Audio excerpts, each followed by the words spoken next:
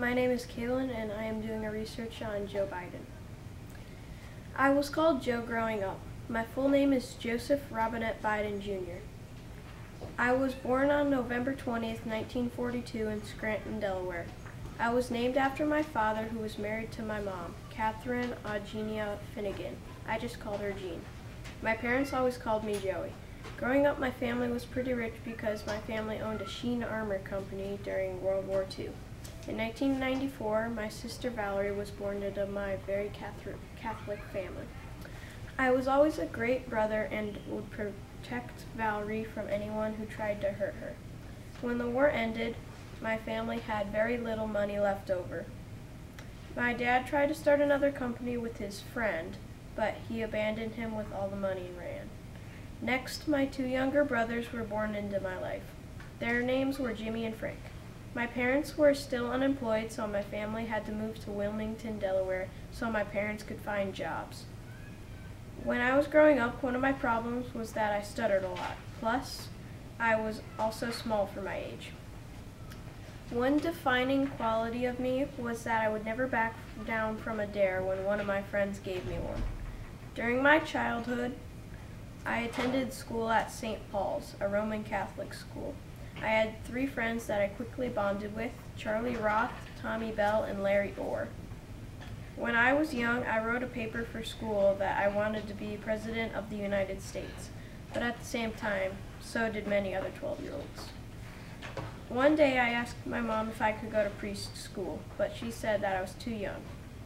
In high school, I went to Archmere Academy.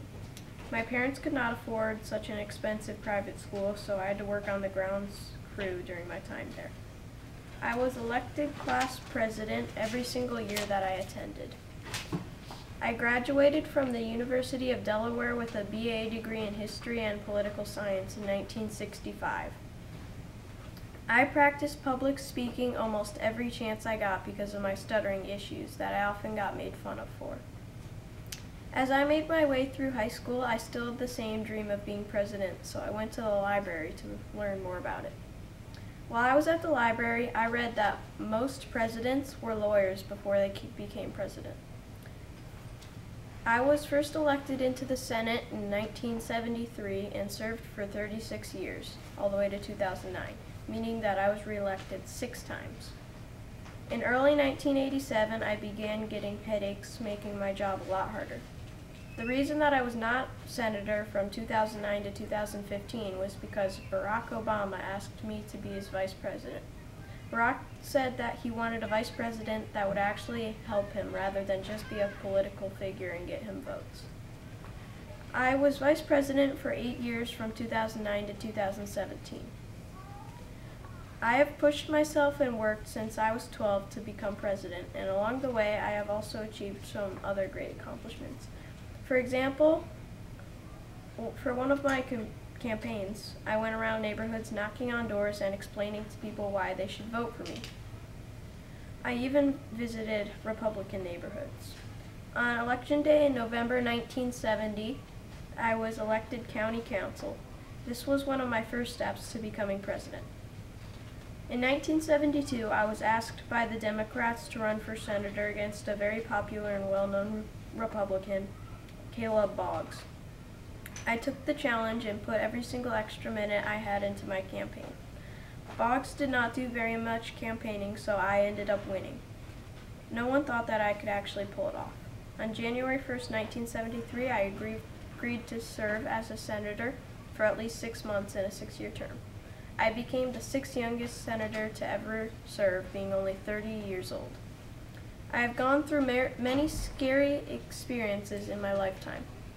One time in 1988, I was rushed to the hospital after I fell while I was working in D.C.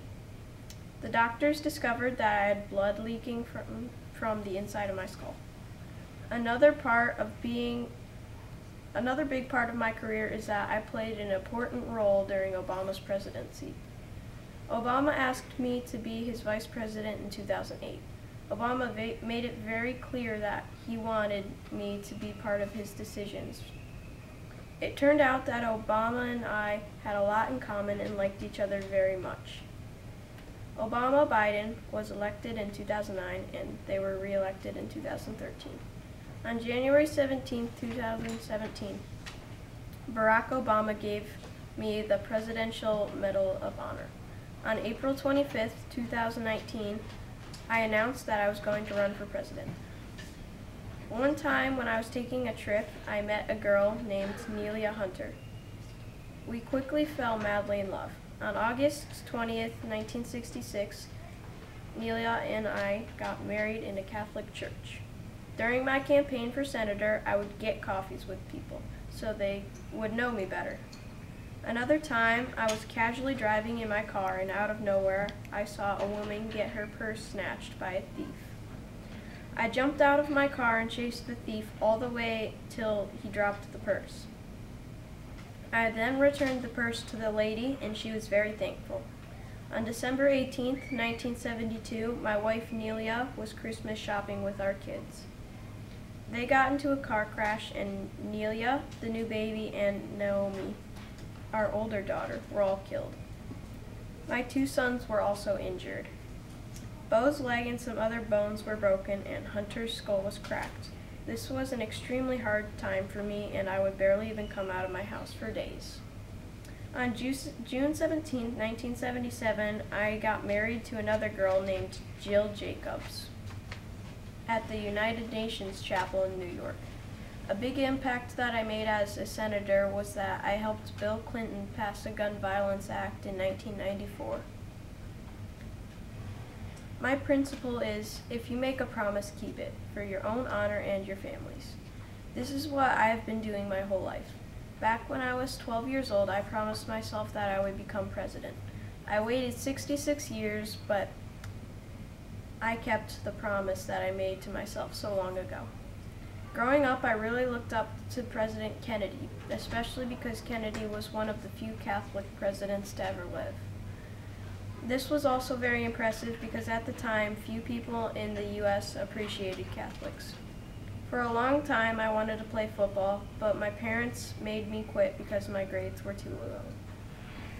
I always believed that family is the most important thing in life. When the time came in 2019, I video conferenced the Attorney General of California, Kamala Harris, and asked her if she would be my vice president. She excitedly said yes, and from there, the Biden-Harris campaign began, and on January 20th, 2021, Joe Biden became who we know as Joe Biden, our 46th president.